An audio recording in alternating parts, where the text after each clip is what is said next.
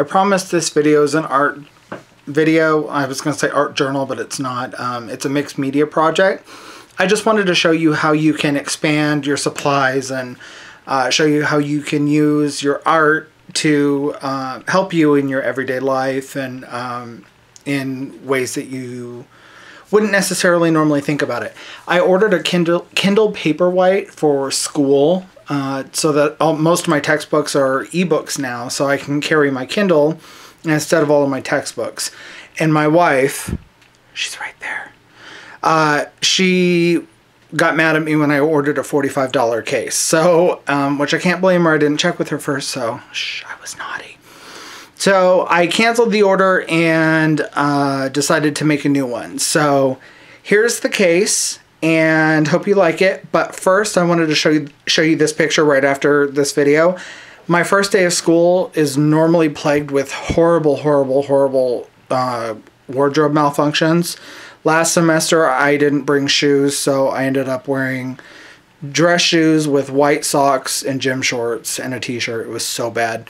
This semester, I spilled Diet Coke all over my shorts, and you can imagine what it looked like.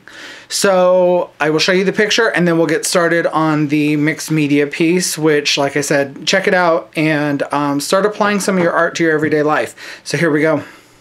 That was scary, huh? So yeah, check out the Diet Coke all over my shorts. I was not pleased. So this is the project I was working on, and at first I was thinking about doing like a book style cover, and so I grabbed for some Tim Holtz grunge board, and I had read that with the Kindle Paperwhites, if you use a magnet in the bottom right hand corner of whatever case you're using, it'll turn it on and off all by itself. So you don't have to use the power button, which is cool. So I put a magnet in a piece of grunge board right in the corner, and then I sewed this up. This is a piece of canvas drop cloth that I use, that I got from the hardware store, and I sewed it into a pouch. I essentially flipped it inside out, sewed it along the two edges so that it formed a pocket and left enough room to create a flap. So right now I was trimming the edges and pressing down the raw sides on the inside. And had I had more time, I probably would have glued those down so that they didn't fray or come apart. If it comes apart, I guess I'm going to have to make a new one. But there you have it. So I made this one night in like 2 hours. So again, just pressing down the sides and trimming some of the excess. I'm sorry you don't see the sewing, and no, I don't have the measurements. I just kind of eyeballed everything and just made it fit. I kind of made it fit that piece of grunge board because the grunge board was bigger than the Kindle, so I knew that the little bit of thickness that the Kindle had wouldn't be affected too much because this piece of grunge board is wider and a little bit longer. So I hot glued that magnet into place after I punched a hole in the grunge board with my crocodile.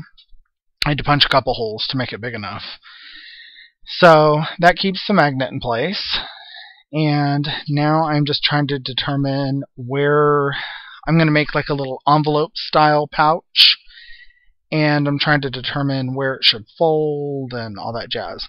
I didn't go all the way up with the pouch, and you'll see what I mean in a minute, because I wanted to have enough room to be able to grab the Kindle without, sticking my whole hand down in the pouch. So you'll see what I mean in just a second. So I just sewed these edges up. So I sewed these edges up so that way they didn't come unfrayed, since it's going to have a lot of wear, being opened and closed a lot.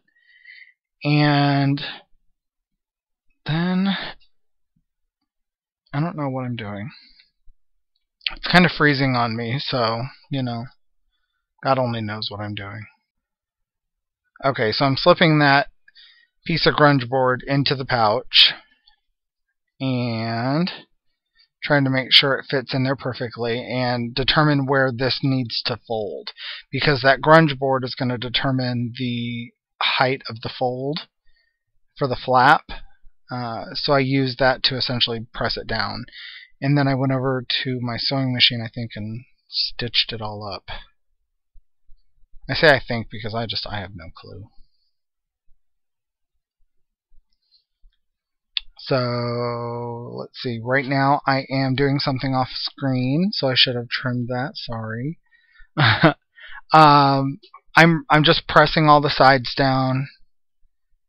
Not literally pressing, because if I were pressing, I wouldn't be moving the iron. But I'm creasing it, creasing the canvas. So now I'm using some Fabri-Tac just to keep some of the edges down, and I realized I hadn't sewn down the inner flap on the very inside, so I just used a little bit of Fabri-Tac there. Fabri-Tac's made for fabric, so I figured, oh, it'll probably work. So I was right. Hooray. So we had this extra magnetic latch from an old purse or something of my wife's, and I said, oh, don't get rid of the latch, I'll keep the latch.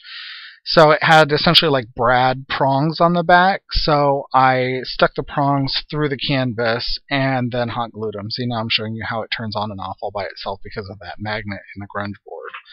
So it's pretty cool. My son is in love with it. He's like, when I get a Kindle one day, you're going to make one for me, okay? I'm like, yeah, okay. So here's where the fun part starts, where I start painting. And as you can see, I am using the metallic cobalt blue by Artist Loft. I love that color. So love that color.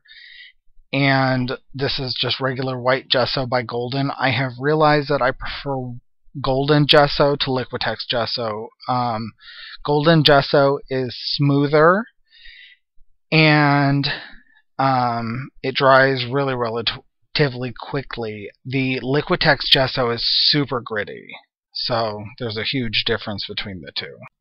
So I'm just using a dry brush, and this is the 1-inch wash brush by Simmons, and I'm just going here and there. I just wanted to create some differentiation in the color that I was going to end up using, and I made sure to paint the inside of the flap as well.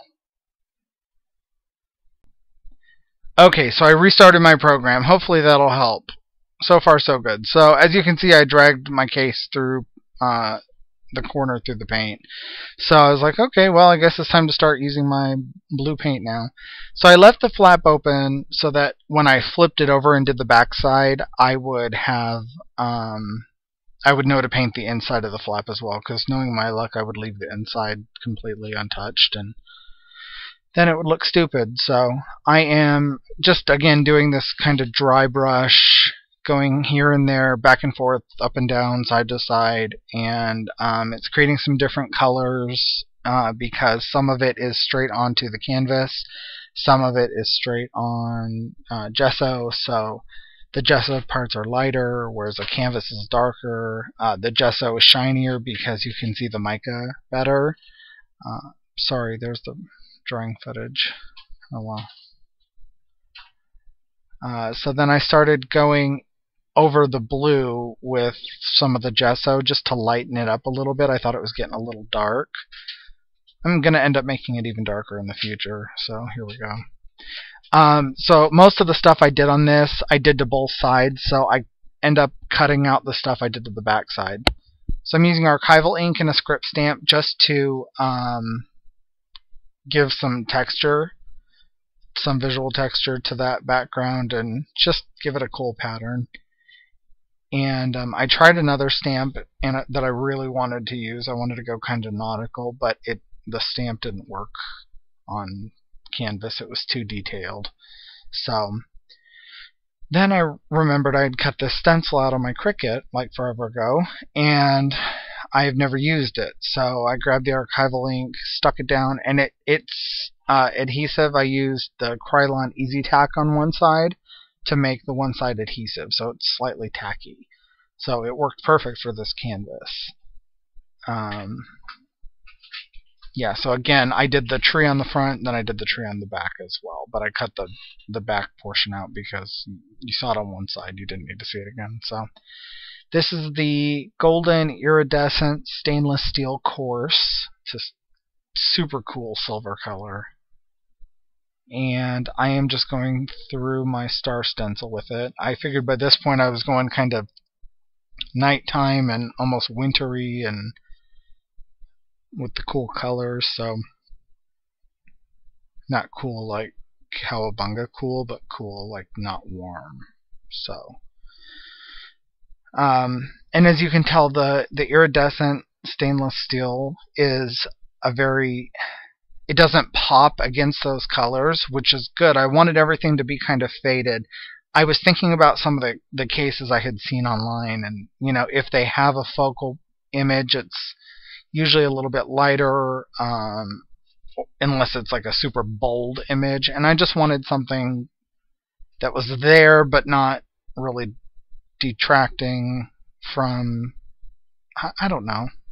I make this up as I go. Hell, I don't know.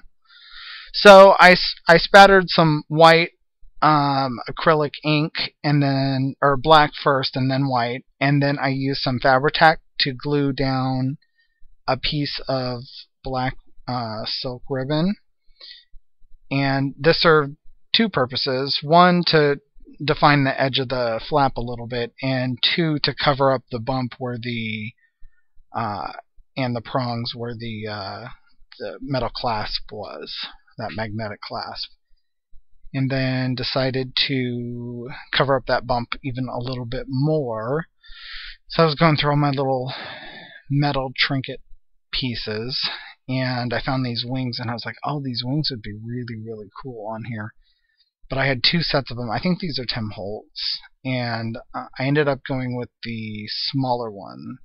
I'm not sure why I just left all that footage in of absolutely nothing, but you're welcome. I was able to talk through it. So the metal gives it a little bit more weight, so the clasp closes a little bit easier, and it folds back. So I'm glad I added this touch. So, and I'm just going to use Fabri-Tac to glue them down. If you've never used Fabri-Tac, it's unlike any other glue I've ever used. It dries really pretty quickly, and it'll hold just about anything. E6000 is another favorite, but that one takes a little bit longer to set. So here's the pictures. That's with it closed, and up close picture of that tree. And here it is again, closed and open. And again, all I have to do is pull it out.